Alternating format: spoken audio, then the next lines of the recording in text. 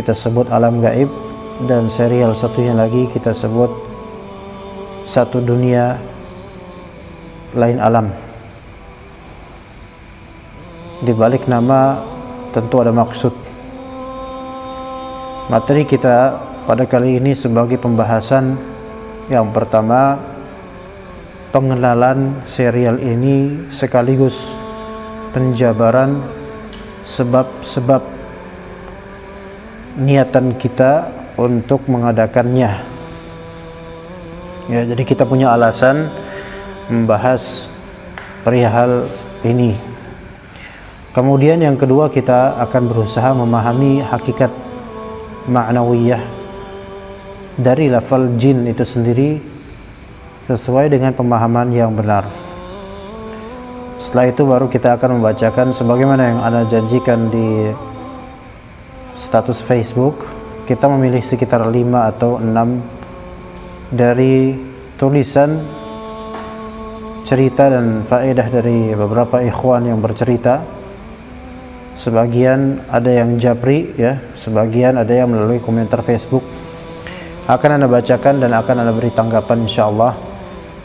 Dan sisanya dari rekan-rekan yang bercerita di komentar status tersebut insyaallah menunggu pada pekan berikutnya. Kemungkinan kita jadwalkan kalau untuk pekan ini Selasa malam. Pada hakikatnya, dan Anda sangat lupa betul bahwasanya Selasa malam itu adalah jadwal Anda mengisi kajian rutin di WSL TV. Dan ajaibnya Anda lupa selama beberapa hari ini kalau Selasa malam itu kajian di WSL TV. Baru diingatkan tadi siang. Maka Anda bilang, afwan, malam ini Anda ada kajian, ya. Jadi kemungkinan untuk pekan depan kita jadwalkan di hari Rabu kemungkinan, ya. Nanti kita lihat lagi. Jadi serial ini akan ada versi live-nya di Facebook dan di YouTube, kemudian nanti rekamannya dengan editing akan ada di-upload di YouTube insyaallah taala, yang dikerjakan oleh rekan-rekan tim hafizahumullah. Pengenalan terhadap program ini atau serial ini sebagaimana namanya, yaitu tentang alam gaib atau satu dunia namun beda alam, lain alam. Kita membahas hal-hal berkaitan dengan jin, syaitan, praktik-praktik kesyirikan dan segala cerita yang berhubungan dengan itu. Namun tentu yang diharapkan adalah cerita yang nyata. Kita akan menanggapinya dan mensesuaikannya dengan tinjauan yang benar. Karena pada masa ini ada hal-hal yang mendorong kita untuk menjadikan ini sebagai suatu bahasan yang berseri. Faktor pertama adalah, yang paling pertama adalah kepentingan iman. Kepentingan iman terhadap yang gaib. Di antara muskilah dan masalah yang menimpa banyak dari kaum muslimin adalah kemerosotan keimanan mereka terhadap hal yang gaib, dan di antaranya tentang jin. Di antaranya tentang jin atau syaitan. Itu yang paling pertama, kita menunjukkan bahwa seseorang muslim memiliki iman terhadap hal yang gaib dengan sikap yang proporsional. Kemudian yang kedua adalah di masa ini kaum muslimin mendapatkan fitnah dan bala. Mendapatkan fitnah dan bala. Dalam hal apa? Dalam hal masalah, dalam hal yang ada kaitannya dengan syaitan ataupun jin, perdukunan, juga kisah-kisah misteri. Terutama sekali kita lihat di YouTube, ya. Sekarang menjamur channel-channel perdukunan. Saya ulangi, sekarang menjamur channel-channel perdukunan. Saya ulangi sekali lagi, ya. Sekarang menjamur channel-channel perdukunan, ya. Dan dari pihak Ahlus Sunnah tidak begitu banyak yang mengcounter channel-channel ini. Dari pihak Ahlus Sunnah tidak begitu banyak, jika mungkin kita katakan tidak ada. ia mengcounter secara khusus channel-channel ini, baik channel-channel tentang indigo atau perdukunan langsung, atau experience dan eksperimen perdukunan, atau exploring hutan, kebun dan semisalnya yang di dalamnya ada ritual-ritual syirik atau kisah-kisah misteri yang tidak difilter kebenaran dan juga dibiarkan kesesatannya. Wallahi jemaah sekalian, hal ini belum pernah ana bayangkan sebelumnya ada di masyarakat Indonesia sebegininya, dan mungkin boleh kita katakan bahwasanya penyuguhan kesyirikan di 2020 atau semisal sekitar ini itu lebih dahsyat dibandingkan di tahun-tahun sebelumnya dahulu kala. Sekarang penyuguhan kesyirikan dan semisal-misal syirik sehingga diamini banyak dari viewers, para penonton itu jauh lebih banyak dan juga lebih efektif dalam menyebarkan propaganda syirik.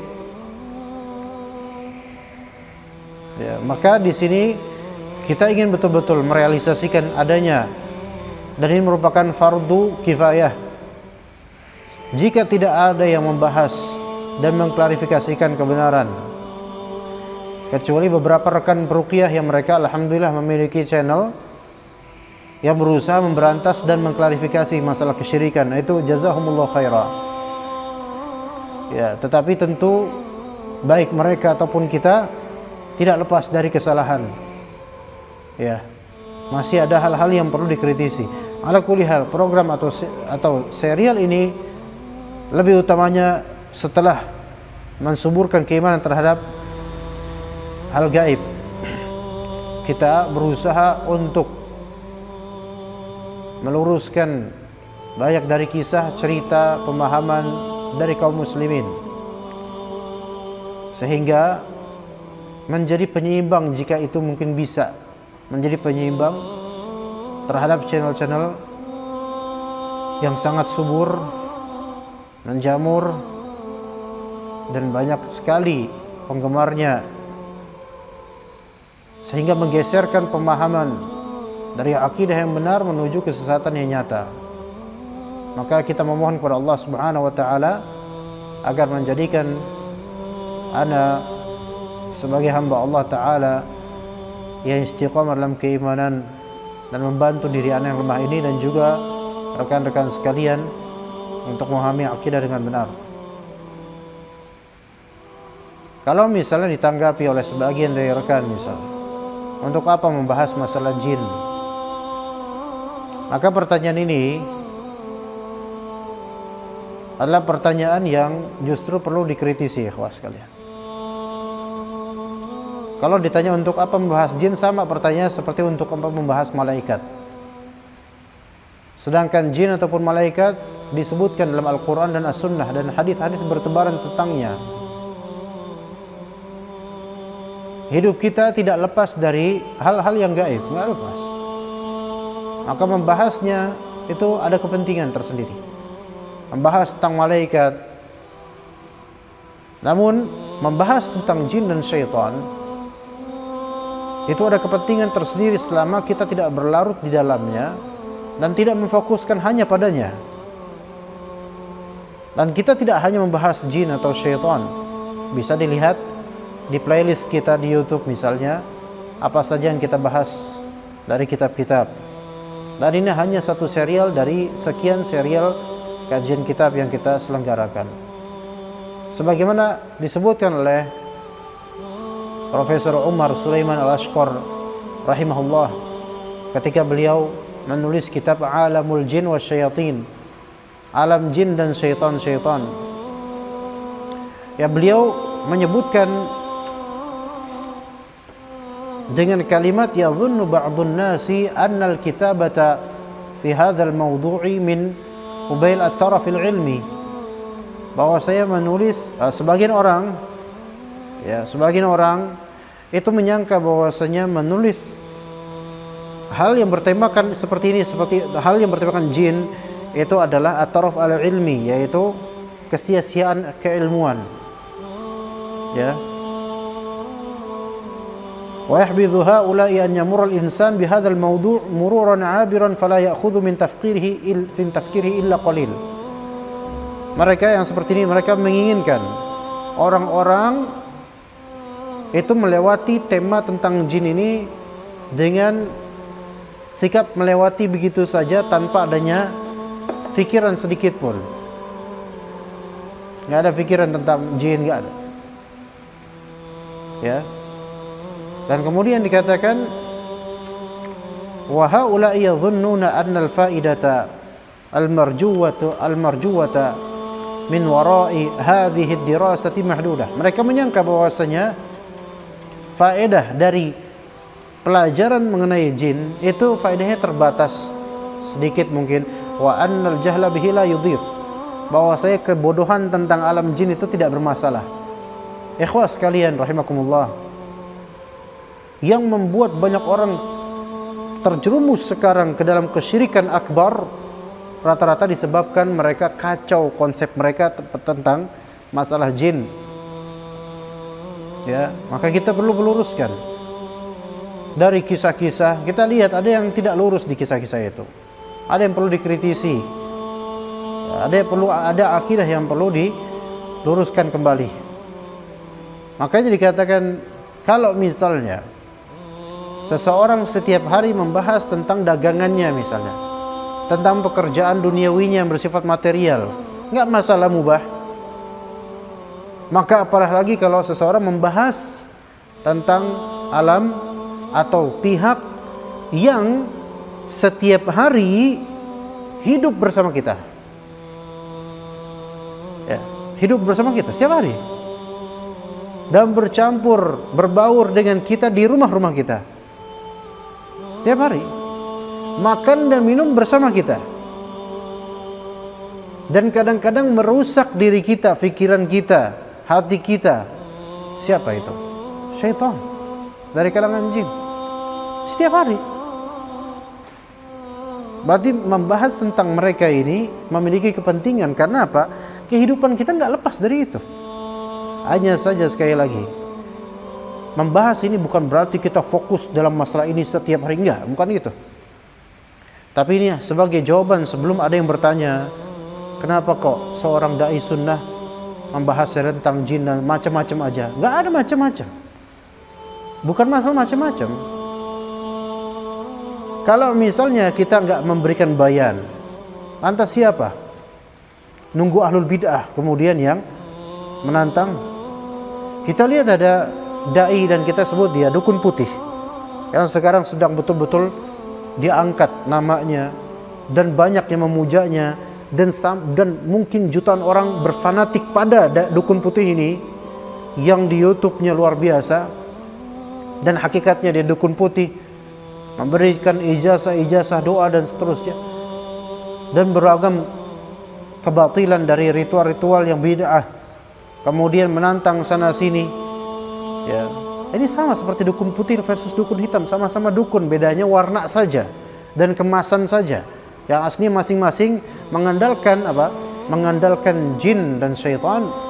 Walaupun satunya dengan ritual-ritual sihir, satunya lagi dengan ritual-ritual yang seolah-olah berbarutkan Islam. Lantas ketika Anda bertanya, kenapa kok kita bahas jin? Lalu siapa yang membahas kemudian? Nanti ketika ahlul bid'ah yang membahas, dan sebagian ahlul bid'ah sudah tidak suka dengan YouTuber ini, dukun putih, mereka bertengkar. Di mana posisi ahlus sunnah kemudian ketika banyak dari kaum muslimin kesyirikan mereka merajalela? Ya.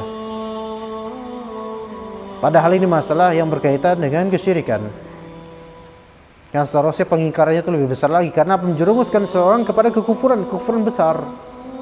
Dan ini syubhatnya sangat-sangat besar, dan juga syubhatnya sangat samar bagi kebanyakan dari kaum muslimin di Indonesia.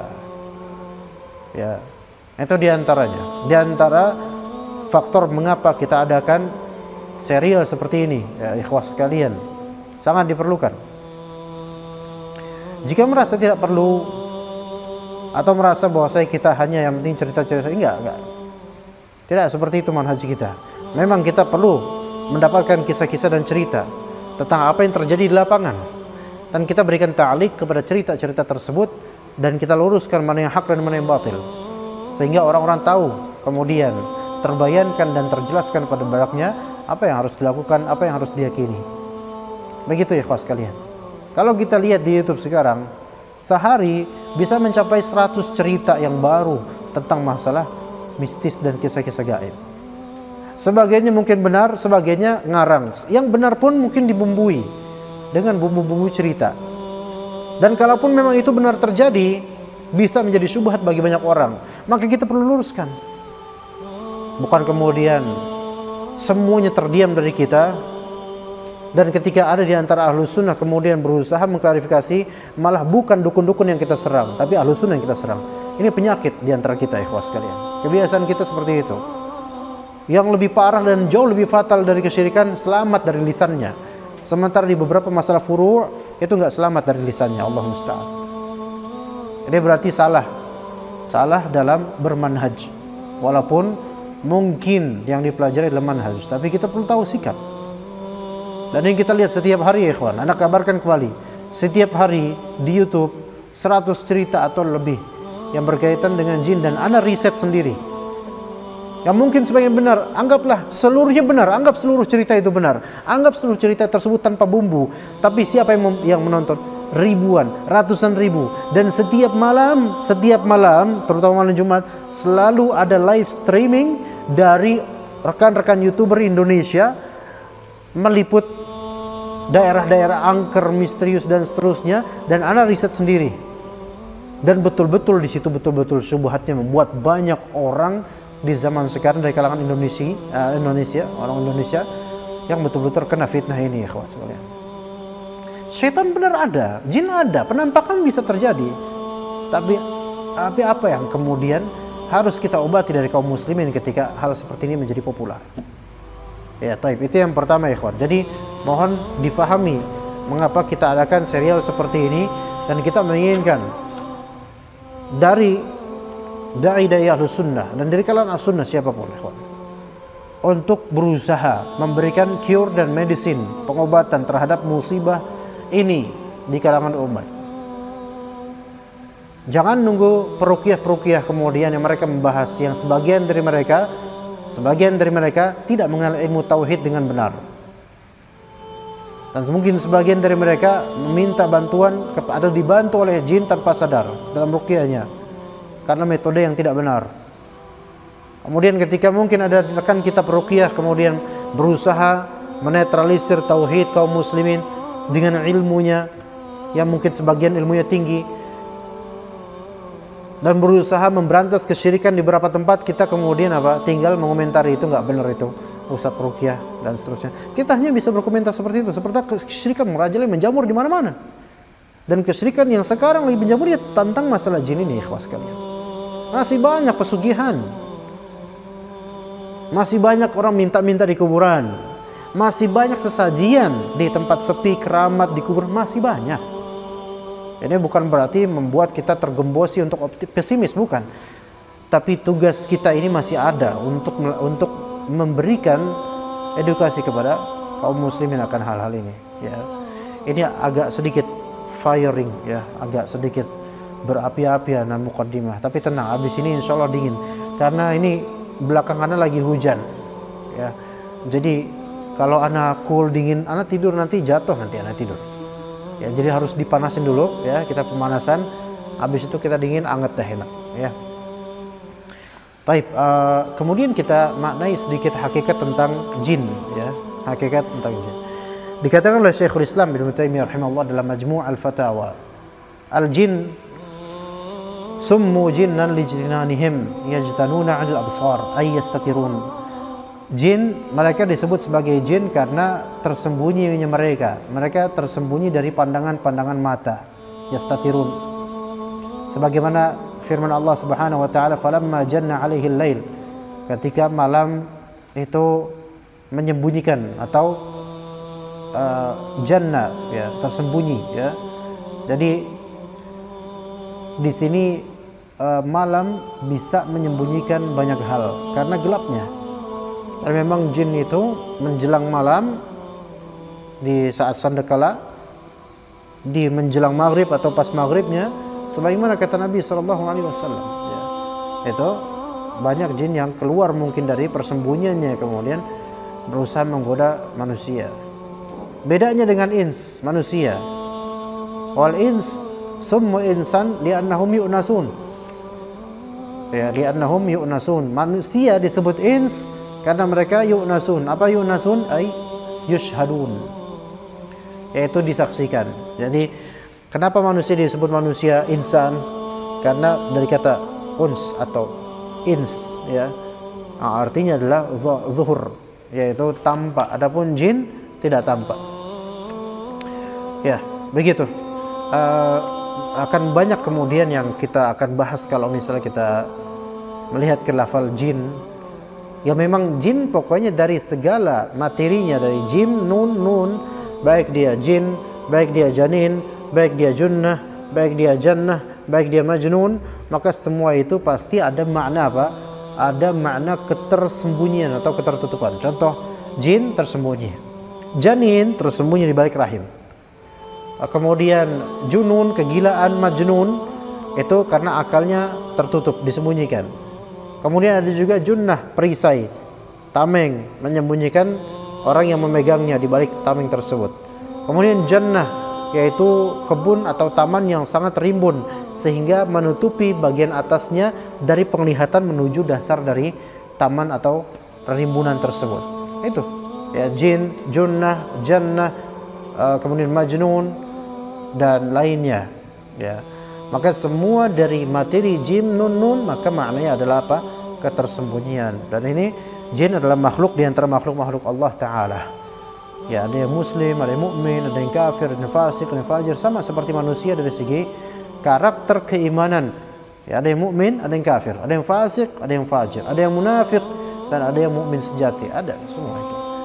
Cuma kita tentu tidak perlu mengetahui secara rinci siapa-siapa jin yang kafir, siapa-siapa jin yang mukmin. Kemudian kita pengen bertemu jin yang beriman, enggak perlu seperti itu, ya. Ya mungkin untuk materi sampai situ. Kita akan membacakan beberapa ta'liq atau beberapa komentar dari rekan-rekan di Facebook dan juga ya mungkin sudah pernah japri ana baik via Facebook ataupun via WhatsApp. Ya, ini jalan terus kan? Ya, ya, baik. Ya, adapun kalau misalnya ceritanya berkaitan dengan aib pribadi, maka ana tidak akan menyebutkan namanya, ya. Karena menceritakan aib pribadi atau aib seseorang itu tidak boleh, ya, kecuali kalau orang itu majhul, tidak diketahui dan orang-orang pun tidak tahu, maka tidak menjadi ghibah insyaallah. Ya, maka ana samarkan siapapun orang yang menceritakan aib pribadinya terkait dengan jin di masa lampau. Makanya ana tulis di status bagi yang berkaitan ceritanya dengan aib pribadi seperti dulu di persilatan tertentu atau di mana, maka ana minta untuk jadikan pelakunya orang ketiga, tentang cerita tentang orang lain bukan tentang dirinya. Tapi di sini ada kalau dari pertanyaannya pertanyaan Dika gimana? Ada di sini ya, tapi udah di atas ya. Coba ana scroll up dulu di grup. Ketika itu ada pertanyaan dari salah satu rekan tim kita. Ya. Dihapus nggak ini? Nggak. Belum baca. Oke, sebentar, insyaallah ada nih. Ada, kita dahulukan ini. Saya mau tanya, baik, dari rekan kita ya. Beliau asli mau datang cuman karena hujan ya, mungkin nonton live streaming mungkin dia. Saya mau tanya mengenai jin. Ini bukan pertanyaan dia tapi pertanyaan temannya ya. Saya kalau marah selalu caci maki jin. Gimana cara marah terus caci maki jin itu gimana? Ifrit gitu apa? Jin tombang dasar. Hah? Pernah dalam seharian nyalahin jin, pas malamnya mimpi berantem sama jin. Berarti jinnya nggak terima antum salahin. Anda kasih tahu ya karakter jin ya, sesuai pengalaman yang kita alami dulu ketika banyak meruqyah dan juga pengalaman banyak orang yang meruqyah. jin itu selalu sering memposisikan dirinya sebagai victim, atau bahasanya playing victim. Jin itu sering kali playing victim. Ngerti nggak playing victim kayak gimana? Hah? Karena dari dedengkot mereka itu iblis kayak gitu mainnya. Bukan gua gitu loh. Saya cuman korban, atau bukan saya gitu. Sebagaimana ini yang diisyaratkan oleh Allah Ta'ala di surat Ibrahim. Wa qala asyaitanu lamma qudiyal amr. Setan, yaitu iblis, berkhutbah di neraka. Sebagaimana ditafsirkan oleh Ibnu Jauzi dalam kitab Zadul Masir. Syaitan khutbah di neraka tuh. Pidato dia. Ketika orang-orang udah qudiyal amr. Keputusan Allah sudah ditentukan. Yang neraka-neraka, yang surga-surga. Apa kata syaitan? Kata iblis apa? Innallaha wa'adakum wa'dal haq. Ya. Sesungguhnya Allah Subhanahu wa taala telah menjanjikan kepada kalian janji yang benar Allah tunaikan. Itu setan bilang gitu tuh. Wa wa'adtukum fa akhlaftukum. Sementara aku waktu di dunia itu aku telah menjanjikan kepada kalian tapi aku langgar. Pas kan gitu. Setan itu kan kalau membuat janji itu pasti dilanggar. Ya, enggak benar janji setan. Iming-iming dan bayang-bayang setan enggak benar. Di perdukunan kemudian kalau antum bisa ini bisa kaya, bohong semua itu. Asli itu setan yang bilang di akhirat. Jadi kalau ada dukun bilang apa? Penglaris atau apa? Ya boy pesugihan, kasih ini kasih itu semua dusta semuanya, beneran. Itu ditahqiq oleh iblis sendiri nanti di neraka nanti. Wa wa'adtukum fa akhlaftukum. Aku janji kalian supaya mesra, supaya romantis sama istrinya, supaya dan seterusnya. Supaya antum mana seseorang kena dia. Itu bohong. Ya. Wa ma kana li 'alaikum min sultanin illa an da'awtukum. Ya. Aku tidak punya bukti dan kekuatan apapun kecuali cuman ngajak doang. Fastajabtum li, kamu malah ikut saya. Ngerti enggak maksudnya? Kan dulu waktu di dunia saya cuma bisik-bisik. Lu malah ikut gua gitu. Kamu malah ikut saya. Lihat, mulai kan playing victim kan? Saya kan cuma bisik-bisik tok. Ya, fastajabtum li. Fala talumuni. Jangan celak saya dong kata iblis. Walumu anfusakum, celak aja diri kalian. Ma ana bimusrikhikum wa ma antum bimusrikhi. Saya enggak bisa nyelamatin kalian, kalian enggak bisa nyelamatin saya. Ya. Innadz zalimina lahum adzabun alim. Orang yang zalim mereka akan mendapatkan azab yang pedih. Kata iblis, kapan? Di neraka. Udah terlanjur. Playing victim. Itu tuh. Kalau dedengkotnya kayak gitu, ya cabang-cabangnya kayak gitu. Dan Anda menemukan sering dulu ya. Kalau udah kesurupan kita bacain, kadang-kadang jinnya yang jin salahin siapa? Orang. Kata setannya, selalu aja kami yang disalahin gitu kata setannya.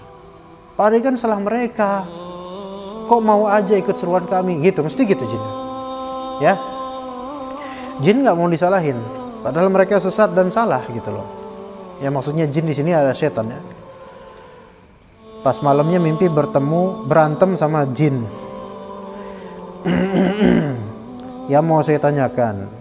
Satu, benarkah jika kita bermimpi bertarung dengan jin dan kemudian menang dapat dipastikan kita menang juga di dunia nyata? Enggak mesti. Belum tentu.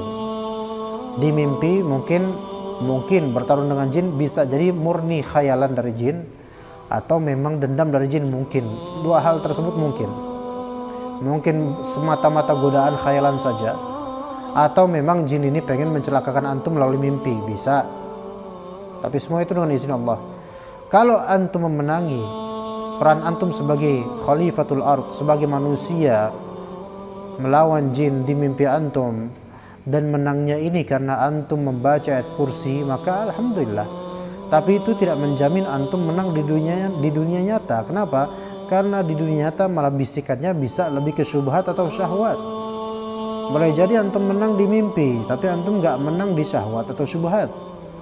Iya, antum bisa menang di mimpi karena ketika antum di mimpi itu antum ngebom jin itu misalnya, dibom jin itu, ya jinnya antum ikat kemudian antum taruh dinamit di mulutnya, habis itu antum kabur ke bom brak gitu.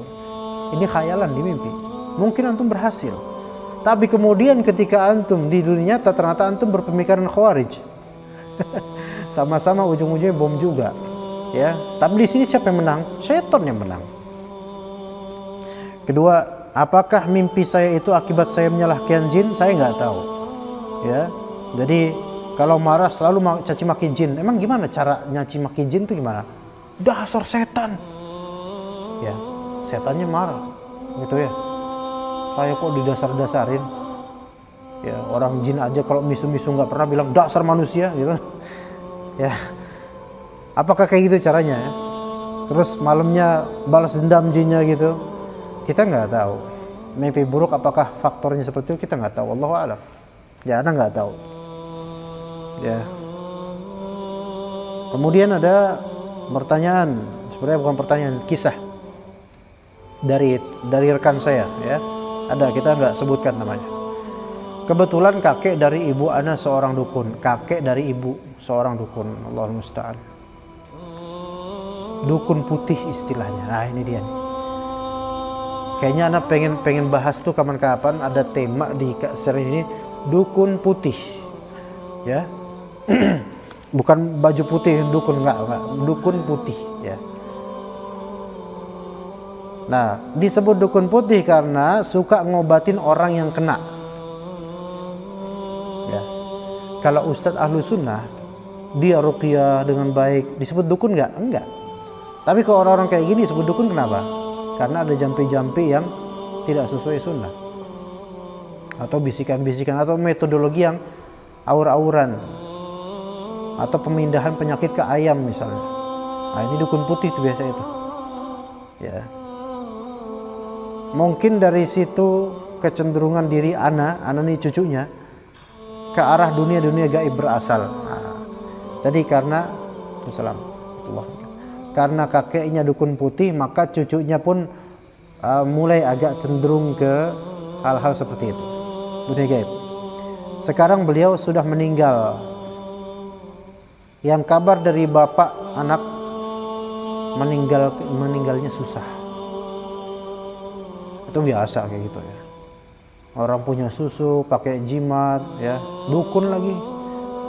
Ya, anak bukan mensyukuri, ya, tapi emang dia itu tradisinya gitu.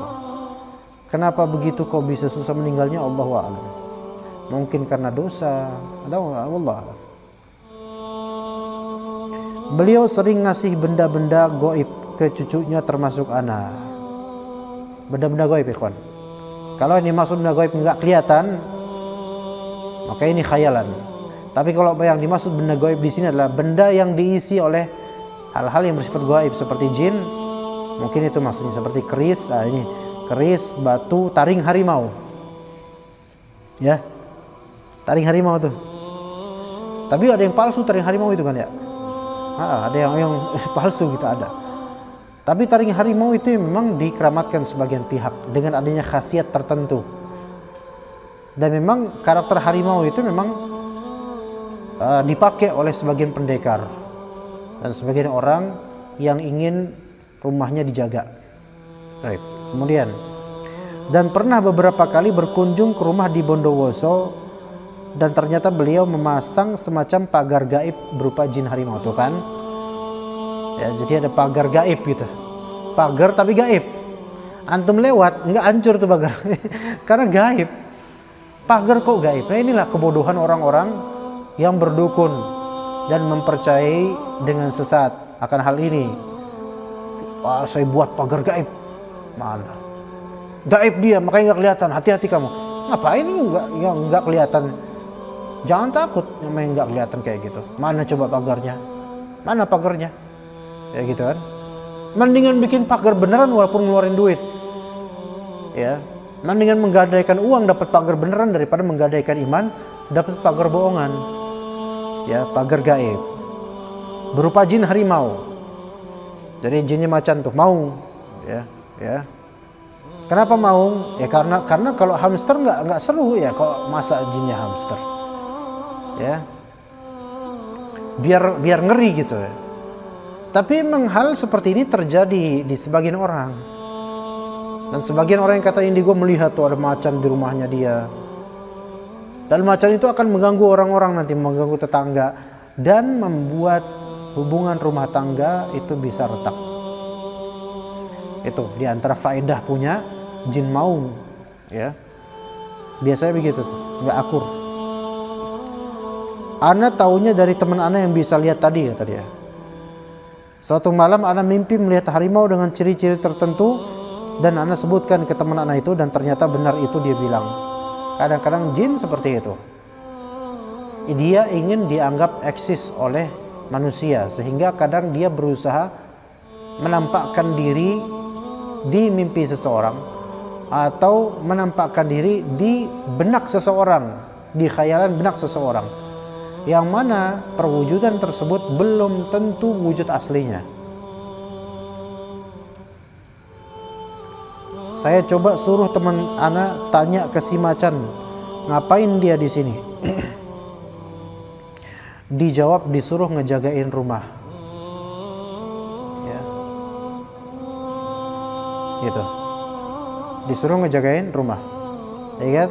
Sebagian orang menjadikan jin yang berkarakter macan untuk menjaga rumah dan itu kemungkinan besar dusta. Dusta dari syaitannya. Dan mereka percaya. Terus si macan juga bilang kalau ada orang sholat atau ngaji di musola rumah, dia juga ikut nyimak. Berarti dia setan ini macannya. Kalau dia jin muslim, maka dia akan ikut sholat dan ngaji, ya enggak? Maka masa orang sholat nih, udah kayak di kaskus aja nyimak. Orang sholat nyimak. Iya. Dan nyimak orang sholat di musola. Nah, berangkat dari ini, ikhwan. Memang kadang-kadang jin macan itu sebenarnya untuk pertama menunjukkan eksistensinya. Kedua, untuk menakut-nakuti orang. Yang aslinya itu belum tentu itu perwujudannya. Itu biasanya kadang-kadang masuk ke dalam mimpi seseorang. Dan sejujurnya Anda mengalaminya. Dan mungkin beberapa rekan juga ada yang pernah mengalami seperti itu. Ketika itu ada dan istri sedang ke suatu masjid atau musola di suatu desa. Anda naik bis dari Jakarta mau ke Solo, tapi ya kemudian turun di suatu kecamatan lah. Anda nggak mau sebutin tempatnya. Maka Anda pun turun itu sekitar jam 3 atau jam 2. Dingin, Masya Allah. Maka Anda pun turun jalan mencari masjid atau musola ke perkampungan bersama istri ketika itu. Maka Anda pun tidur. Bukan tidur, afwan. Anda baca kitab, tapi lewat handphone yang gede, tahu namanya tablet ya, semacam itu lah. Lupa, udah hilang soal itu.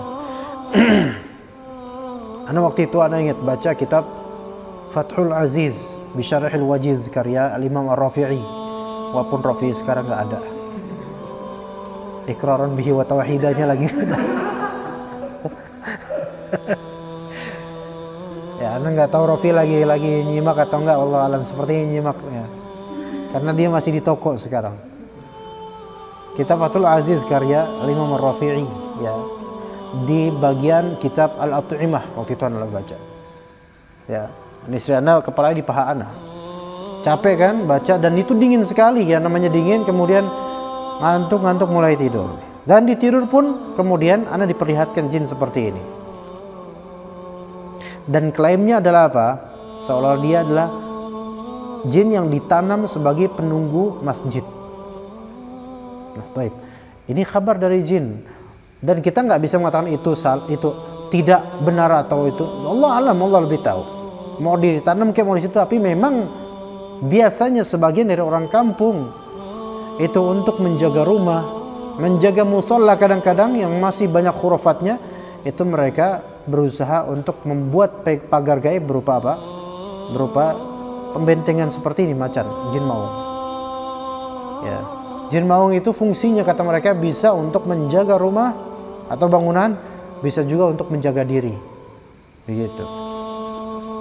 Tapi ingat, orang yang memakai jin-jin seperti ini pasti emosinya tidak stabil dia. Yakin deh, gampang marah. Ya. Gak beberapa lama setelah anak ngaji, anak ambil buhulnya, lalu anak bakar. Sebelumnya izin dulu sama ibu, dan anak dakwahi ibu untuk membuang semua benda-benda dari kakek anak yang berikan. Juga anak sudah membuang benda-benda yang diberikan kakek ke anak tanpa sebelumnya dimusnahkan. Waktu itu belum paham bahwa harus dibakar. Ya antum sebenarnya mau bakar kek, mau antum kubur kek, mau antum buang kek, gimana? Tafadhol aja, asal baca bismillah dan niatkan untuk berlepas diri dari kesyirikan. Anak cuman tinggalin aja dulu di lemari kosan. Wah, ditinggalin di lemari kosan, di warisan untuk ahli waris kosan berikutnya. Ntar kosan berikutnya, ada keris nih, ya, gitu, digosok-gosok, terus keluar Aladin jin permintaan 3. Kenapa harus 3? Ya, ntar dituding lagi, 3 itu trinitas, tauhid uluhiyah, tauhid rububiyah, digituin lagi nanti. Pas sudah nikah nggak anak bawa lagi, intinya sih anak tinggal aja gitu dengan niat membuangnya. Semoga ini tidak mengapa. Kadang itu nggak mengapa, tapi kadang jadi mengapa-ngapa. Ya. Nah, bagaimana hukumnya mendoakan kakek yang seperti itu? Beliau nggak pernah sholat, nggak pernah puasa, kafir.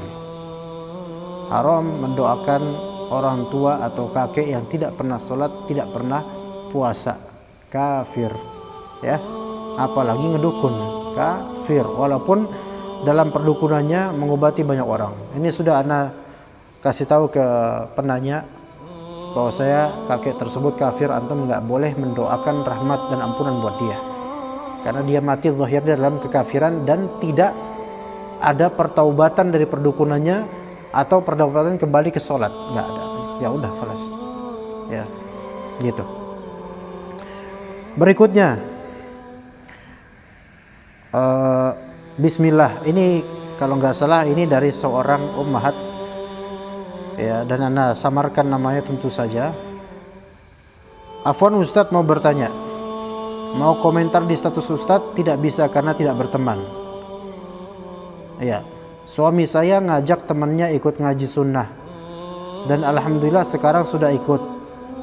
Tapi orang tua teman suami itu nggak suka anaknya jenggotan dan celananya cingkrangan. Ngerti nggak? Suaminya ibu ini, ya, ngajak temannya ikut ngaji sunnah. Alhamdulillah sekarang udah ikut temennya itu. Tapi orang tua temennya suami ini nggak suka anaknya jenggotan, celananya cingkrangan. Akhirnya ibunya teman suami ini pergi ke dukun Bantul dan Banten. Ya, pergi ke dukun Bantul dan Banten. Nggak tahu kenapa dukun harus 2 ini ya, Bantul dan Banten gitu loh. Ya, kan masih, tapi Banten juga lumayan ya. Santer juga ya nama perdukunan di sana. Tapi kata simbah dan yang nganter ke dukun, yaitu kata simbah dukun ya, dan orang yang nganter ke dukun yaitu ibunya teman suami.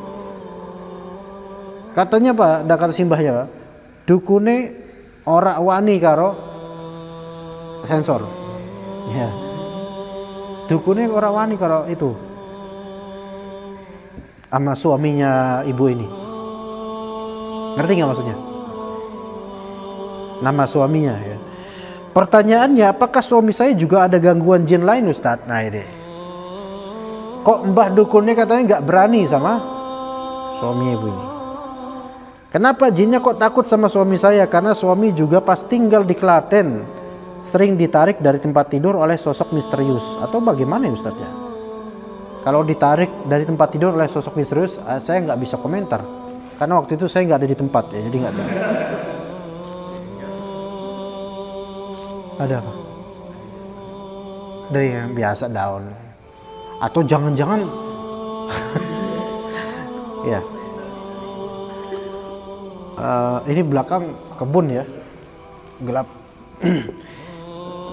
Jadi kalau boleh Anda tanggapi di sini, dalam dunia dukuniyah ya, perdukunan. Jadi ini istilah bid'ah ini, dukuniyah nggak ada ya. Ya perdukunan lah. itu mereka juga mikir-mikir kalau mau nyantet atau nyerang orang yang mengamalkan sunnah Nabi SAW. Mikir mereka lebih mudah melawan orang yang memiliki jin atau biasa ritual bid'ah dibandingkan dengan orang yang tidak mengadakan jin, hanya bertauhid dan juga mengamalkan sunnah. Agak susah banget, susah ya. Wallahu alam, pastinya nggak tahu kenapa kok kayak gitu, dukunnya takut sama dia, wallahu alam. Tetapi husnuzan kita adalah semoga karena suami Anda itu mempelajari tauhid dan tawakal sama Allah dan juga mengamalkan sunnah dan tidak melakukan kebid'ahan, mungkin karena itu, wallahu alam. Ya, begitu, wallahu alam. Husnuzannya begitu ya. Kemudian dari Nisar Ahmad, yang ketiga ya, dari Nisar Ahmad. Bismillah, bagaimana Tat jika ada tukang ruqyah yang mendapat info dari jin yang merasuki korban dan mengatakan bahwa jinnya masuk melalui senam VNS, dan menurut mas jinnya Ustaz, senam VNS merupakan senam penyembah syaitan. Ada kepikiran sejak kapan kita boleh percaya kepada omongan jin? Mohon pencerahannya Ustaz. Oke. Di sini ada dua masalah. Pertama, masalah bolehkah kita menerima info dari jin ya, yang merasuki korban. Yang kedua, masalah senam VNS yang Anda tidak tahu ya.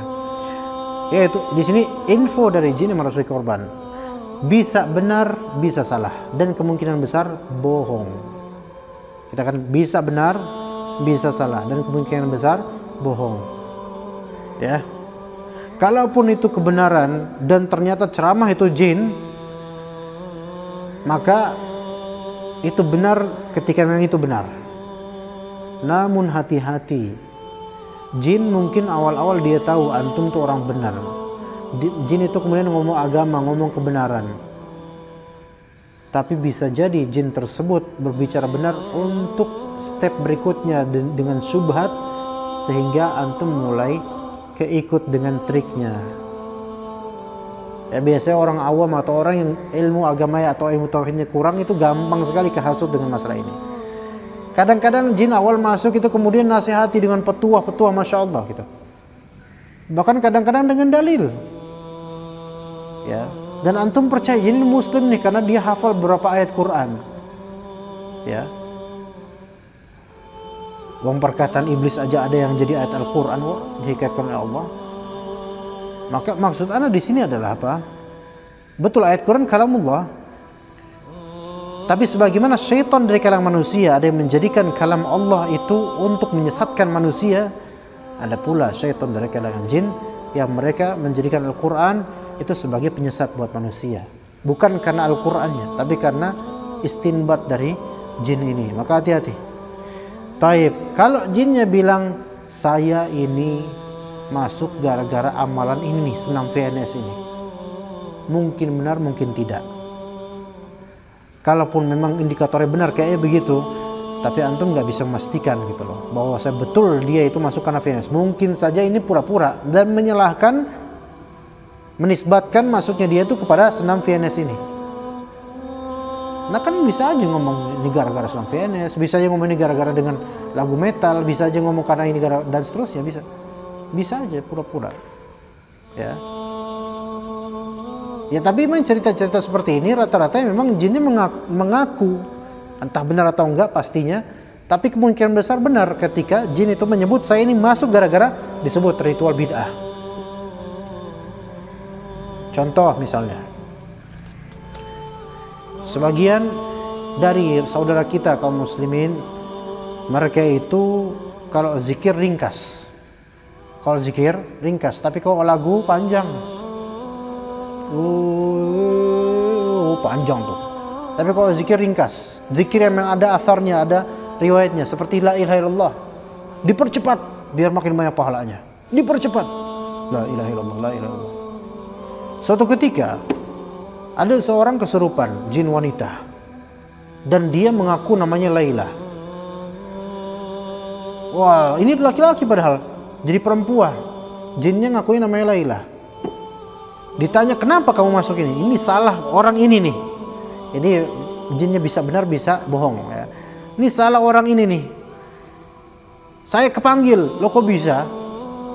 Ini orang nyebut terus nama saya. Karena lagi gimana? Ya itu. Dia berusaha zikir-zikir yang versi cepat. La ilaha illallah dicepetin. La ilaha illallah, la ilaha illallah, la ilaha illallah, la ilaha illallah. Lama-lama apa? La ilaha, la ilaha, la ilaha, la ilaha, la ilaha datang beneran la ilaha. Gitu. Gitu kronologinya. Iya. Ya. Lah kalau misalnya nanti dia nyebutnya bukan Laila gimana? Misalnya Sutomo. Cepetin. Tumo, jin kutu masuk. Ya nggak tahu bener apa nggak kayak gini, wallahu alam. Tapi memang sangat possible syaitan menyukai apa? Ritual-ritual bid'ah. Insya Allah, ya bukan insya Allah, apa sepertinya begitu. Ya. Tapi belum tentu 100% itu yang diakui mereka itu benar. Kadang-kadang itu cuma hilah. Apa hilah itu? Dalih. Ya, dalih aja. Ya mungkin benar, mungkin salah ya. Jadi ketika ada kabar dari jin itu, tapi kita nggak boleh ngorek juga, jangan ngorek gitu. Ya mungkin benar, mungkin salah. Gitu. Tapi jin banyakkan bohong. Dari Firdaus Anang, Ana sampai sekarang masih beberapa kali mimpi dikejar ular, buaya, dan binatang-binatang lain. Kadang juga mimpi tentang kotoran, mungkin maksudnya telek ya kali ya. Karena kotoran itu ismun jami'un lima yuqabbihuhu an-nafs ya. Itu kotoran itu, yaitu khabith, sesuatu yang khabith. Mungkin kotoran maksudnya telek ya. Entah itu mimpi berenang di air yang penuh telek gitu ya. Wah, ini jarang ini mimpi seperti ini, naudzubillah. Ya, swimming in the pool ya.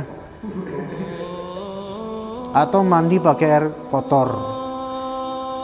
Juga beberapa kali mimpi masuk masjid tapi sholat di masjid itu tidak menghadap kiblat. Dan mimpi berada di pekuburan non-muslim yang berada di atas gunung dan menyeramkan. Allah. Kalau tidur ketindihan dan mimpi jatuh dari ketinggian, alhamdulillah tidak pernah lagi. Apakah masih ada jin yang bersarang di badan Ustaz? Ana nggak tahu, ana nggak ngelihat. Ya. Tapi kalau dari indikasi mimpi-mimpi seperti ini, iya. Kalau antum masih sampai sekarang masih nih beberapa kali mimpi seperti ini, iya. Orang kalau misalnya dia mimpi buruk biasa gitu loh, kadang itu kan cuma sekali dua kali kelas. Dan metode mimpinya itu ya udah gitu aja, selesai dah. Dan nggak sampai lusa gitu lagi mimpinya, enggak. Tapi ketika seseorang indikasi jinnya masih ada pada dirinya seperti ini ya, mimpinya ekstrim, dan yang kadang anda lihat atau bukan anda lihat, apa anda saksikan di kenyataan, biasanya ini yang seperti ini adalah hasil santet. Biasanya, tapi nggak selalu. Biasanya hasil santet, tapi kadang-kadang bisa juga karena dia berbuat zalim atau maksiat tertentu, bisa aja. Ala kulli hal, yang tugasnya dia sekarang adalah ruqyah mandiri sebenarnya. Ya, ruqyah mandiri. Coba anda nggak tahu ini apakah Firdaus Anang mendengar apa enggak. Kalaupun mendengar, anda coba bacakan buat dia Al-Fatihah misalnya. Kita baca Al-Fatihah, bukan Al-Fatihah yang biasa dibaca orang-orang Al-Fatihah gitu, enggak. Anda baca biasa aja. A'udzubillahi minasyaitonirrajim. Didengar aja oleh Firdaus Anang. Bismillahirrahmanirrahim. Alhamdulillahi rabbil alamin. Ar-Rahmanirrahim. Maliki yaumiddin. Iyyaka na'budu wa iyyaka nasta'in.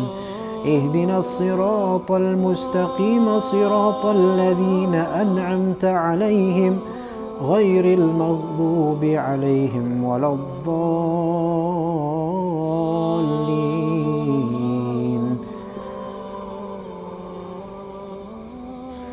Mudah-mudahan nggak ada yang kena efek ya. Kalau ada yang muntah berarti ada sesuatu tuh, mungkin karena tadi makanannya nggak enak ya. Ya tadi dari Syekh, dari Mas Firdaus Anas. Sekarang dari Adi Nugraha. Ana dulu sekitar awal, ini panjang nih kayaknya. Ana dulu sekitar awal 2016 mengalami penyakit gastroesophageal reflux disease atau yang orang awam menyebutnya asam lambung naik. Ya Allah musta'an, syafakallah. Awalnya gejala masih ringan seperti kembung dan nyeri di dada.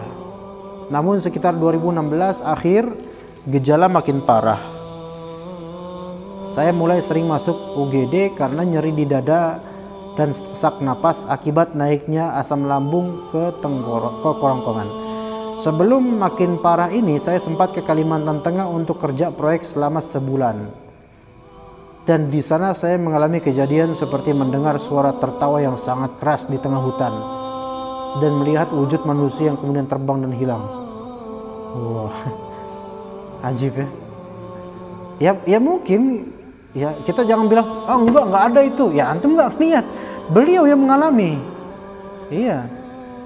Gitu kan? Kita ketika melihat atau mendengar orang cerita seperti dan orang itu jujur misalnya, ya udah, percaya dia melihat itu. Tapi adapun hakikat hal tersebut khayalan atau nyata, Allahu alam. Itu aja kan, gampang kan ya? Iya, kayak misalnya anak jalan sama antum dekat pohon beringin, pohon bambu, pohon asem. Sat.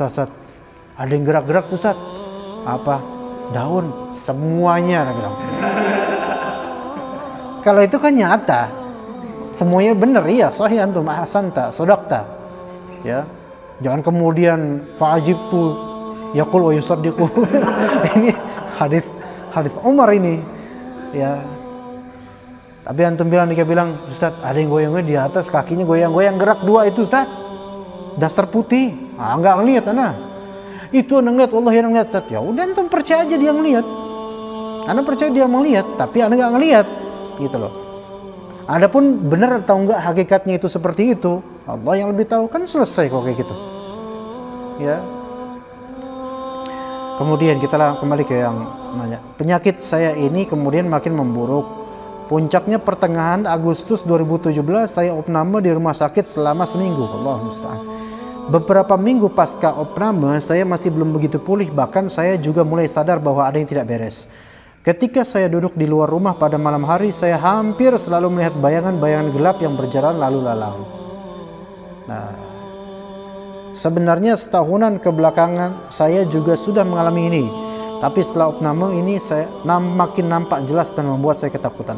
Akhirnya sekitar September 2017, saya coba menghubungi kawan dan ustadz yang saya miliki kontaknya untuk ruqyah. Kemudian saya menjalani ruqyah sebanyak 2 kali dengan reaksi yang lumayan, muntah-muntah dan kesakitan. Sebenarnya ruqyah by phone bisa. Ya, ruqyah dengan telepon sama seperti ruqyah antum nyetel MP3 dengerin, sama sebenarnya efeknya. Bahkan lebih berefek dengan telepon langsung dari orang, karena orang itu membacakan dengan niatan untuk antum, itu lebih kena dibandingkan dengan kaset semata. Beneran ini happening. Yang mengingkarinya itu imma jahil karena belum pernah tahu, belum pernah menyaksikan, belum pernah melakukan. Iya, terjadi. Coba antum misalnya orang mungkin butuh dibacakan Al-Qur'an. Antum telepon dia. Kedengeran enggak suaranya? Yang didengar tuh kalamullah atau kalam manusia? Kalamullah. Dan antum kemudian membacakan buat dia, niatan apa? Ruqyah. Kena enggak? Kena, lebih kena dibandingkan sebatas mendengar murotal rekaman. Beneran, karena bedanya niat di sini. Ini terjadi. Yang mengingkari bahwasanya ruqyah by phone itu nggak bisa terjadi, ini mukabir. Kalau bahasa biasa ana baca di Rawdatun Nazir, mukabir itu adalah orang yang mengingkari sesuatu yang benar-benar terjadi, yang benar-benar hak. Iya, benar. Anda nggak pernah lihat antum ketika dia online atau program TV di Arab sana ya, kemudian direkam ya, dibacakan Al-Quran, kemudian penelpon itu berteriak-teriak, dia kesurupan karena efek dari bacaan Al-Quran dibacakan oleh orang yang membacanya. Begitu, walaupun by phone. Bukan masalah sekarang by phone, bukan masalah. Orang di Grab dan Gojek aja banyak kok kejadian-kejadian pesanan-pesanan gaib, dan itu terjadi, dan itu udah muttafaq alaih baina Gojekiyun ya, Nangrebiyun, pokoknya onlineyun itu mereka sudah sepakat itu happening, memang benar. Ya mungkin mereka mengatakan percaya nggak percaya pun nggak apa-apa, tapi percaya itu terjadi. Kok bisa? Allah yang mentakdirkan, gampang itu bagi Allah. Ya gitu ya. Tahun 2018 memang setelah ruqyah ini ada perbaikan, namun belum sepenuhnya pulih dan kadang-kala masih kambuh. Tahun 2018 ya, saya masih kambuh-kambuhan. Antum nggak ngerti ya? Lalu saya ingat nasihat dari kawan bahwa kesembuhan dari gangguan jin itu tidak hanya dengan ruqyah saja, namun juga dengan belajar akidah benar. Ini benar. Karena kadang-kadang berusaha ngeruqyah tetap aja karena akidahnya nggak benar. Saya sebenarnya sejak 2015, sejak 2015 until 2016, kadang-kala ikut kajian asatidzah bermazhab salaf. Namun tidak rutin dan kebanyakan pada kajian tematik atau fikih. Sama sekali tidak mengikuti kajian akidah ataupun tauhid. Pertama kali saya ikut kajian akidah 2018, 2018 ya. Saya hadir di kajian Ustadz Afifi Abdul Wadud, Masya Allah, hafizahullah. Saat itu saya ingat badan saya gemetaran dan berkeringat dingin. Ini tolong sampaikan ke Ustadz Afifi itu. Beliau suaranya Masya Allah dan membuat seseorang itu keringat dingin, luar biasa. Namun sungguh setelah itu badan saya terasa jauh lebih segar. Bahkan seakan-akan penyakit saya berangsur sembuh dengan cepat. Sejak itu saya lebih fokus belajar akidah dan tauhid. Alhamdulillah. Iya, coba kalau antum belajar harokah, pergerakan ya, insya Allah gemetarnya makin gemetar ya. Karena bergerak-gerak terus ya. Begitu ya kawan. Ada pertanyaan langsung nggak dia? Antum bacain aja deh sini.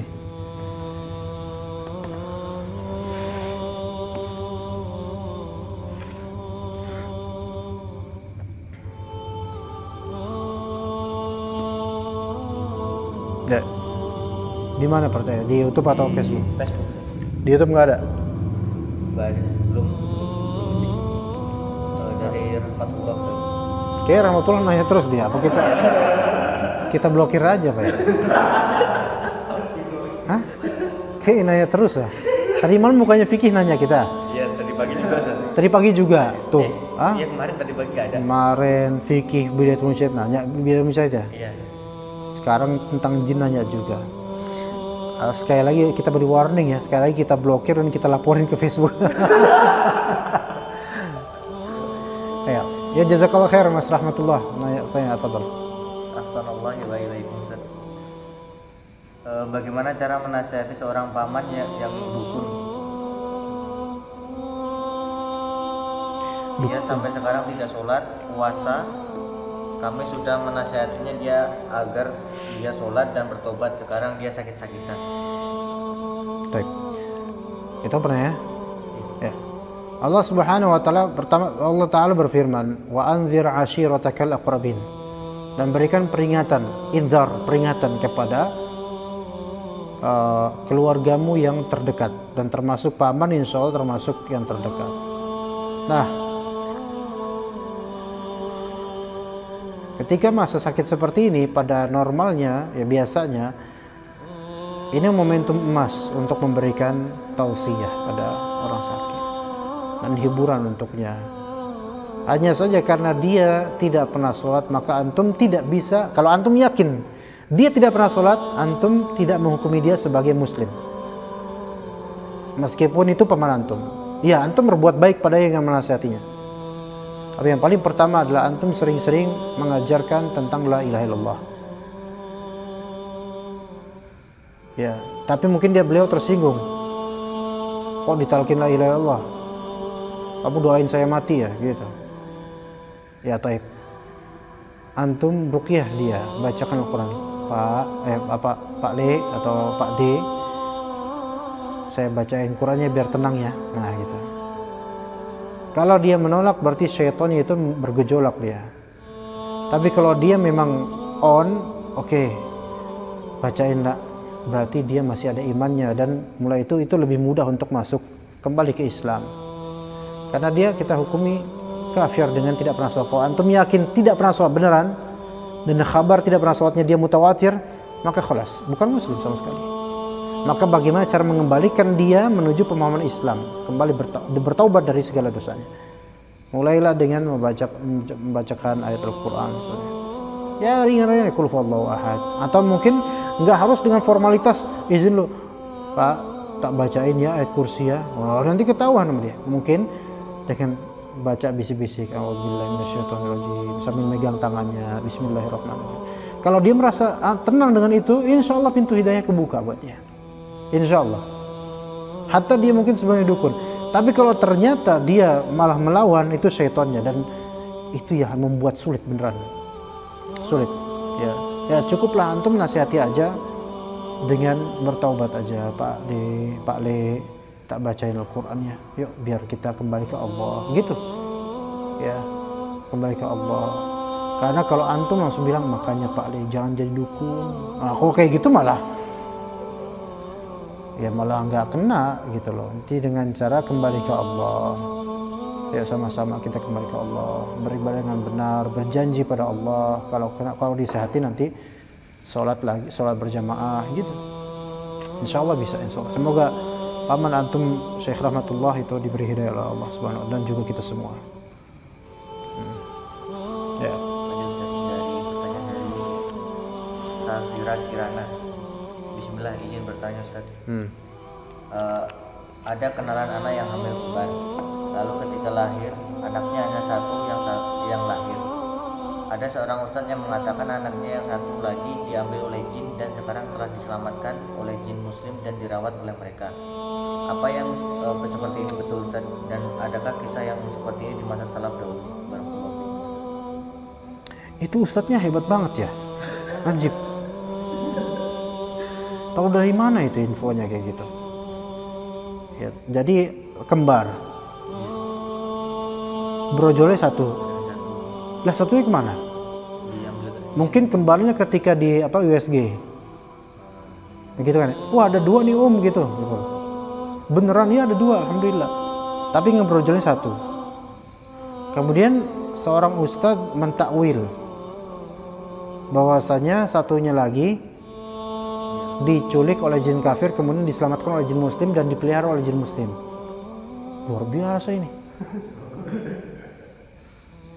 Luar biasa ini. Ini kayak yang ditayang di jam 8 hari Minggu pagi tahun 90-an. Cerita Doraemon. Dari mana dia tahu seperti itu gitu loh? Kecuali mungkin bisikan dari jin, dan itu kemungkinan besar bohong. Dan ngapain kita pakai hal seperti itu? Maksudnya ngapain menceritakan hal seperti itu gitu loh? Kemungkinan besar ini dari jin, dan ustadz tersebut mendapatkan info tersebut nggak mungkin dari manusia. Atau dia nyarang sendiri, tapi saya pikir nggak mungkin. Mungkin dia dapat bisikan dari jin bahwa saya ditampakkan begini-begininya, itu khayalan semata. Dan seorang ibu misalnya menghadapi hal seperti ini bagaimana? Ya udah, qadarullah masyafa'ala, selesai urusan. Nggak perlu mikirin diselamatin jin muslim, dipelihara jin muslim. Itu nanti jadi khurafat baru.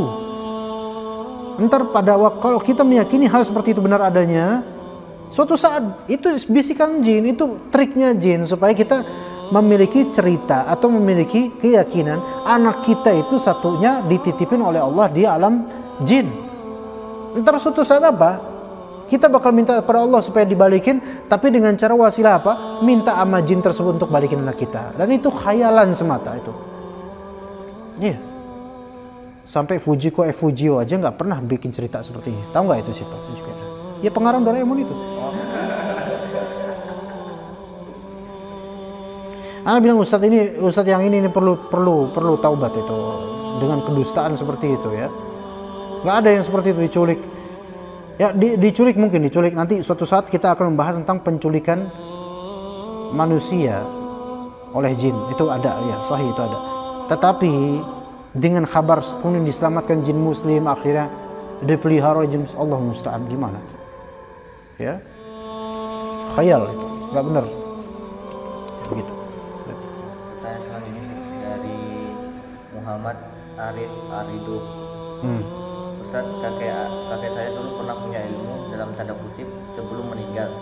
Katanya bisa dibuang atau diwariskan. Setelah meninggal apakah tidak boleh didoakan ampunan? Ini kedengeran nggak di sini ya? Di Facebook kedengeran nggak ya? Dengar? Apa suara dia? Suara dia kedengeran nggak dia tuh? Kedengeran. Tapi, nah. Jadi kakeknya gimana? Punya ilmu. Makanya punya ilmu. Sebelum meninggal katanya bisa dibuang atau diwariskan. Setelah meninggal apakah tidak boleh didoakan ampunan? Itu tergantung dengan seperti apa ilmunya itu. Kalau cuman ilmu ngangkat keris ya dan masih sholat dan seterusnya, mungkin karena jahil. Ya. Tapi kalau ilmunya ini sihir betul-betul untuk menyantet orang dan misalnya, maka ini yang besar kafir kepada Allah. Anda nggak tahu maksud ilmu di sini seperti apa dulu gitu loh. Ya, jadi nggak langsung dikafirkan begitu saja. Kita lihat bagaimana ilmu yang dimaksud seperti apa. Kemudian konteksnya ketika zaman kakek ini itu bagaimana? Kadang-kadang mungkin karena jahilnya dia, uzur dengan kejahilan. Ya, jadi nggak bisa kita. Tapi umumnya kembali ke asal yaitu bolehnya mendoakan rahmat buat dia kalau memang antum tidak menganggap dia kafir. Anda nggak tahu ilmu apa, Allah alam. Ya, terus pertanyaan dari Robi Setiawan Yunirman. Assalamualaikum Ustaz. Waalaikumsalam warahmatullahi. Mohon rekomendasinya nama-nama kitab yang membahas secara detail tentang alam jin di sebuah negara. Taib. Tapi Anda tahunya bahasa Arab ya. Kitab Alamul Jin Wasyayatin karya Dr. atau Syekh Dr. Umar Sulaiman Al-Ashqar. Itu satu. Kemudian kitab Al-Wiqayah karya Syekh Wahid Abdul Salam Bali. Kemudian ini ada kitab tebal nih. Fathul Mannan fi Jam'i Kalami Syekhul Islam Ibnu Taimiyah Anil Jan. Fathul Mannan fi Kalami Syekhul Islam Ibnu Taimiyah fi Al-Jan. Kitab ini ada coba berapa? Halaman berapa nih? Halaman berapa? 900-an lebih. Ada 900-an lebih halamannya. 900. Ya, 900 sekian lah. Ini mengumpulkan perkataannya Syekhul Islam tentang jin. Dan di dalamnya banyak cerita-cerita dari Ibnu Taimiyah mengenai jin. Ya. Gitu. Ini menunjukkan bahwa ulama sekelas Ibnu Taimiyah sendiri itu banyak membahas tentang jin. Tapi dalam rangka apa? Dalam rangka meluruskan dan menanamkan akidah yang benar. Jadi jangan dipahami, wah nggak ada tuh ulama yang ngomongin jin. Ini salah, ini nggak tahu berarti dia. Ya, ibu nggak tahu tapi tahu cuman nggak mau tahu. Ya, dan ini segini bukunya dibahas oleh ini karya Syekh Abu Ubaidah Masyhur Salman. Kemudian ada satu kitab yang ana harusnya bawa kemari. Ya, itu kitab Alam Jin dalam tinjauan Quran dan Sunnah bahasa Arab. Sekitar 400-500 halaman. Ada itu lebih ilmiah lagi ada. Nanti pada pertemuan berikutnya akan kita bawa insyaallah dan tunjukkan ke antum. Adapun kalau misalnya versi terjemahan ana nggak hafal nama-namanya, Allah. Ya, ada lagi? Dari Heri Yana Husain. Heri Yana Husain. Ana pernah dengar kajian Ustaz Asmuji Muhayyad. Beliau pernah meruqyah jin Hindu. Yang ana mau tanyakan, apakah jin itu beragama dan apakah ada dai dari kalangan jin? Taib. Hafizahullah Ustaz Asmuji, ya, hafizahullah taala. Jin beragama. Ya, ada yang memiliki agama, ada yang ateis. Ukunna tariqu qidadah. Kami memiliki jalur-jalur masing-masing. Jadi mereka ada agama juga tersendiri. Sebagaimana disebutkan dalam tafsir Ibnu Katsir, tafsir surat Al-Jin, ya, sampai juga disebutkan bahwa saya di antara orang seburuk kami, kata seorang jin, ya, sesejin, ya, seseorang nggak benar, sesejin, ya, kayak nggak enak juga ya. Mau bilang seekor jin belum tentu punya ekor. Seonggok jin, ya. Jadi seonggok jin itu bilang, maaf nih jin-jin ya, Karena memang kita nggak tahu bentuknya seperti apa kan. Anggaplah onggokan-onggokan gitu kan, orbs gitu kan. Nah, itu yang paling jelek di antara kami adalah orang-orang Syiah, jin-jin Syiah. Itu katanya. Berarti ada jin Syiah kemungkinan, ya. Yang nggak tahu kayak gimana jin Syiahnya gitu, wallah alam. Nah, kemudian wa anna minal qasitun, ada orang-orang, ada jin-jin yang bagus, jin-jin yang, mereka masing-masing punya agama. Ya. Dan juga ada jin ahlu sunnah. Begitu. Ada. Cuman kita nggak perlu untuk mencari tahu dia jin dari kalangan apa. Jin muslim masuk, loh. Antum muslim ya? Iya, kata jinnya. Muslim. Coba tauhid berapa? Jinnya menjawab ada tauhid hakimiyah. Antum bilang antum jin ikhwan muslimin, jangan-jangan. Karena kalau misalnya jinnya bilang anda dari masjid ke masjid, lah kata jinnya, antum pasti jamaah tabligh gitu. Iya, gitu. Ntar kalau jinnya kemudian bilang, Ustadz, jangan pernah berguru kepada Ustadz Fulan, antum jin jamaah tahdzir, jangan. Artinya kita nggak perlu tahu dan nggak perlu juga kita, ya fadl dia mau apa agamanya, mungkin Hindu, mungkin Buddha, fadl. Anda pernah menemukan jin-jin dengan beragama-agama. Ada yang Nasrani, Kristen. Kita ruqyah, dia nggak nyanyi gereja. Iya. Kita ruqyah, dia nyanyi gereja. Oh, gitu, nyanyi gereja. Anda lawan dengan ayat kursi. Ya, ada yang seperti itu, ada. Nyanyi gereja daripada dia hafal gereja. Kalau bukan dia Nasrani. Ya, masa ahlu sunnah nggak mungkin, kafir, orang jin Nasrani. Ya, ada juga yang anda ketika meruqyah seseorang, jinnya seperti ada kitab gede gitu, selalu baca sangki wafnya apa ya, jin Cina. Ada, iya, ada tanya, ngomong pakai bahasa Indonesia coba, enggak, dia pakai bahasa, nggak paham bahasanya apa, bahasa Cina itu. Ada yang seperti itu, ya. Tapi kemudian di ruqyah, dia bilang apa? Panas, tuh bisa bahasa Indonesia katanya. Terjadi ini. Lalu tadi gue tanya-tanya, ngomongnya pakai bahasa sana. Pas kepanasan aja lah, balik ke Indonesia, gitu kan? Gitu. Ada yang seperti itu, ya benar ada jin-jin dengan bangsanya, dengan logatnya menyerupai manusia. Karena jin itu mengikuti bagaimana keagamaan dan kemanusiaan yang mereka lihat di lingkungan mereka, gitu loh. Begitu. Makanya jin itu mengetahui WhatsApp, mengetahui YouTube dan seterusnya. Kalau antum lihat di YouTube kemudian banyak penampakan dan mungkin itu jin-jin yang pengen eksis sekali, nggak tahu. Jadi mereka tuh juga mempelajari bagaimana antropologi manusia. Tapi mempelajarinya untuk apa? Menyesatkan manusia. Begitu. Nah, kita jangan sebaliknya, kita mempelajari detailnya jin, agamanya dia itu apa. Nggak perlu tahu banyak udah tentang itu. Lagi pula info dari mereka biasanya dipalsukan. Ya, hal seperti itu. Masih ada lebih satu. Ya. Kalau mangga jatuh.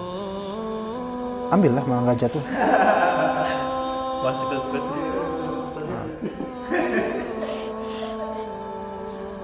Pertanyaan dari Asmi Afiana. Assalamualaikum Ustaz. Assalamualaikum warahmatullahi wabarakatuh. Ana mau tanya dulu. Ana pernah dipijit dengan seseorang yang percaya tentang kesaktian batu akik. Orang ini memijit dengan katanya memasukkan energi ke diri. Sampai sekarang. Energi ke diri. Jawa Timur. Ke dirinya. Gitu. Pas mentransfer energi ngeden gak itu? Gitu. Gak dijelasin. Sampai sekarang anak kesulitan untuk khusyuk dalam sholat. Apakah ini termasuk gangguan jin? Semua bentuk ketidakkhusyuan dalam sholat itu imma syahwat antum, imma syubhat, dan imma khanzab. Ya. Syahwat mungkin antum sedang pengen sesuatu sehingga menghabis khusyuk. Syubhat mungkin antum pikirannya nggak benar, ada sesuatu yang bersyubhat. Atau khanzab, dan khanzab ini yang kata Nabi SAW jin yang spesialis mengganggu orang-orang sholat. Jadi jin ini khusus namanya khanzab, itu spesialis dia. Nah, khanzab ini area yang diserang itu kepala dan bokong. Ya, karena dua itulah seseorang terganggu sholatnya. Di dua itu, kepala yaitu pikiran, ke hati nanti. Bokong pengen kentut, pengen buang air besar dan seterusnya. Itu bisa jadi godaan dia khonzab itu. Nah, ketika antum banyak dosa dan antum sholat itu cuman buat formalitas, maka mudah sekali digoda. Tapi kalau antum sholat karena antum merasa ini wajib dan antum ingin membersihkan diri dari dosa-dosa, insya Allah. Nah, nasihat ana, antum ruqyah mandiri. Bukan antum, apa ini yang nanya. Ruqyah mandiri. Ya, ruqyah mandiri, baca ayat kursi, baca al-Fatihah, ayat kursi, 3 surat terakhir kalau bisa, kalau ya insya Allah bisa. Kemudian lakukan hal lain seperti beramal soleh, sedekah, dan meminta kepada Allah Ta'ala agar dihilangkan kesulitan khusyuknya. Kemudian step kedua, yang kata Nabi SAW, salli salata mudi', yaitu salatlah seperti orang yang salat dalam keadaan seperti mau say goodbye, yaitu seolah antum ingat seolah-olah kematian itu ada di depan antum, ini seolah-olah salat terakhir. Coba sama seperti itu, insya Allah khusyuk. Ya begitu, wallahu a'lam. Ya, jadi orang yang mengobati tersebut nggak benar itu, mentransfer energi atau apa itu. Pertama itu kemudian dusta, dan kalaupun itu benar yang ditransfer itu bukan energi tapi syaitan. Begitu. Ada lagi tak? Ada YouTube coba. Hah? Berapa banyak? Hah? Ceritanya panjang. Waduh. Coba antum kopas bisa nggak? Coba bisa dikopas nggak ke grup WhatsApp, nanti kita pending untuk pekan depan. Kita bacakan pekan depan. Yang pendeknya apa? Yang pendeknya coba. Yang pendeknya, Assalamualaikum Pak Ustaz. Waalaikumsalam warahmatullahi. Saya mau tanya, kenapa setan takut dengan bacaan Al-Quran? Oh ya, kenapa syaitan takut dengan bacaan Al-Quran? Karena Al-Quran kalamullah, itu pertama. Dan kalam Allah Ta'ala ini mu'jizat yang Allah berikan kepada Nabi Muhammad SAW dan bermanfaat untuk kaum muslimin. Itu yang pertama.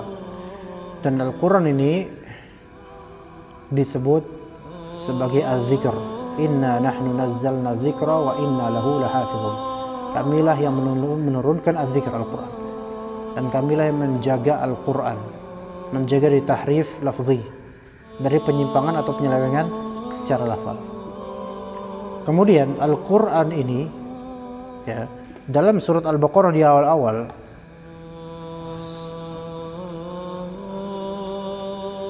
afwan, ini mati lampu ya kawan. Ya, alif sekali. Tapi kita kan nggak pakai wifi, jadi ya tetap jalan kan. Ya antum saksikan sendiri fenomena ini ya. Kalau dikait-kaitan jadi itu. Tapi ini kan satu kampung, berarti setannya kuat banget itu di PLN bagaimana? Ini kok dikait-kaitan? Hah? Yang berangkat lagi gitu. Jangan. Enggak ya, dia emang comebacknya lama dia. Oh iya. Enggak, kita tak takwilkan gitu aja daripada macam-macam mikir kan? Iya. Karena kalau misalnya hal ini dikait-kaitan, itu seolah-olah benar, jadi seolah-olah, padahal enggak. Tadi sampai mana ngomong? Inna nahnu nazzalna dzikra wa inna lahu lahafizun. Kemudian di surat Al-Baqarah ya, awal Al-Baqarah. Ya. Al-Qur'an ini diibaratkan seperti as-sawa'iq. Seperti apa namanya, petir yang menyambar orang-orang munafik. Sebagian ulama menafsirkan as-sawa'iq ini adalah ayat Al-Qur'an. Jadi ayat Al-Qur'an ini itu seolah seperti petir yang menyambar orang munafik ataupun syaitan. Iya. Kalau ditanya bagaimana prosesnya, Allah lebih tahu. Sekarang kata Nabi SAW dalam hadis riwayat At-Tirmidzi dan disebutkan di awal tafsir Ibnu Katsir,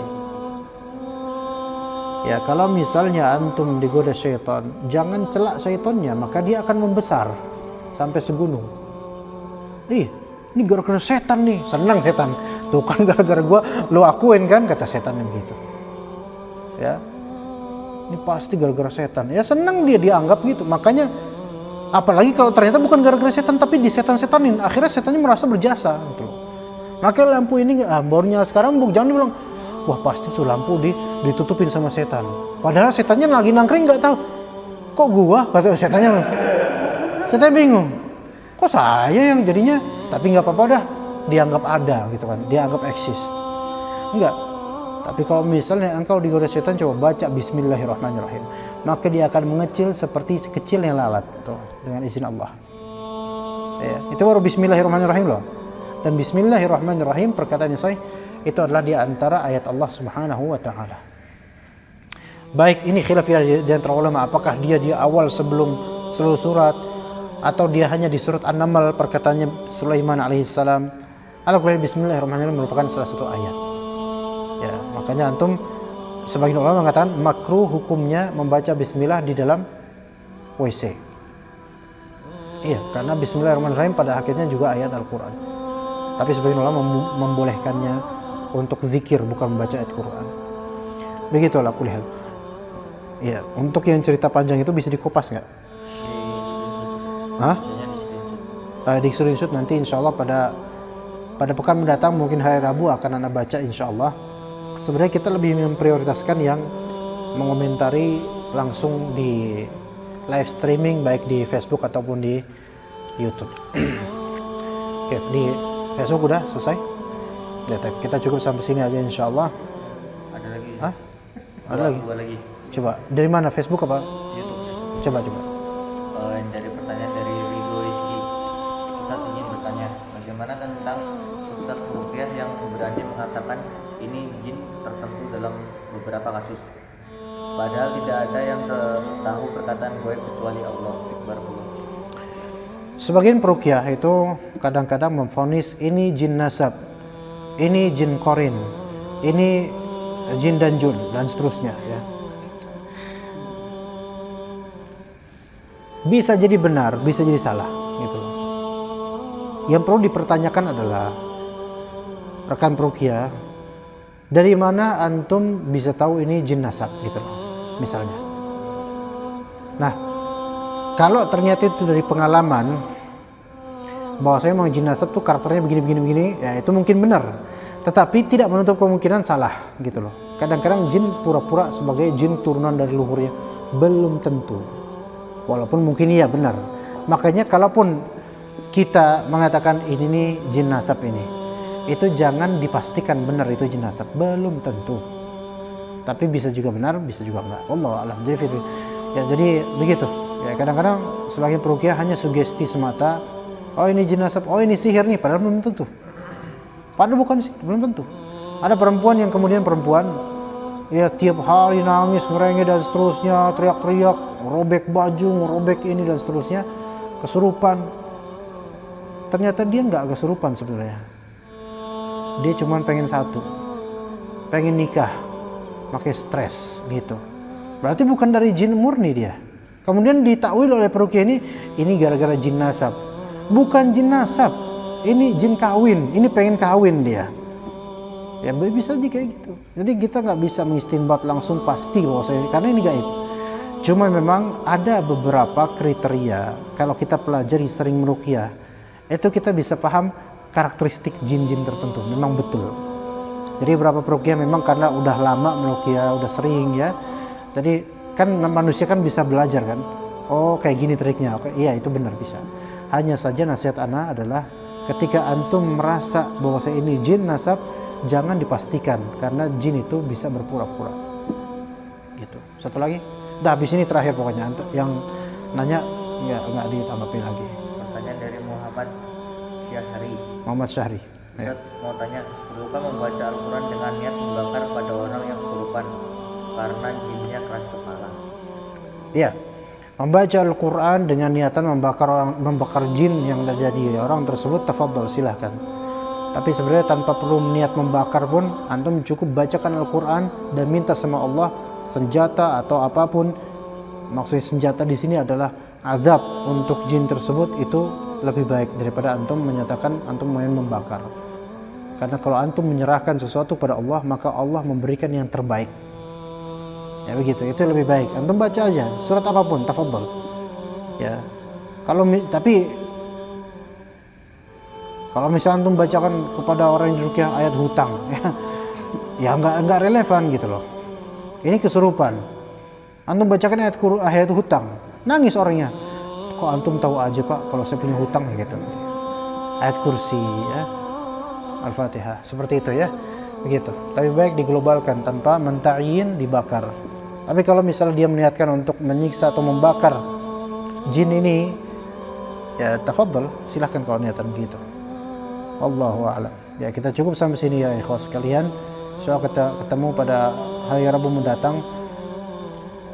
Tuh masih ada jin ondel-ondel. Ya, wassallallahu ala nabiyina Muhammad wa ala alihi wa sahbihi ajma'in. Subhanakallahumma bihamdika asyhadu an la ilaha illa anta astaghfiruka wa atubu ilaik. Wassalamualaikum warahmatullahi wabarakatuh.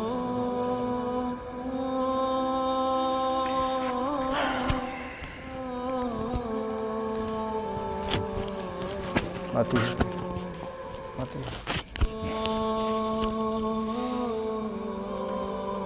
Masih dua.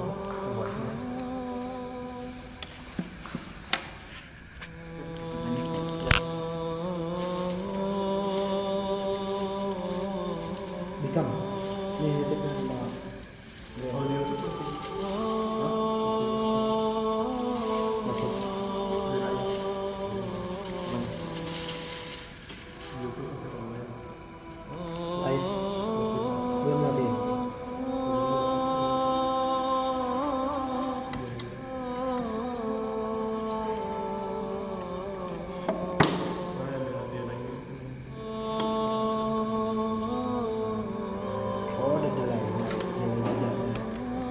Lebih lambat ya? Enggak bisa.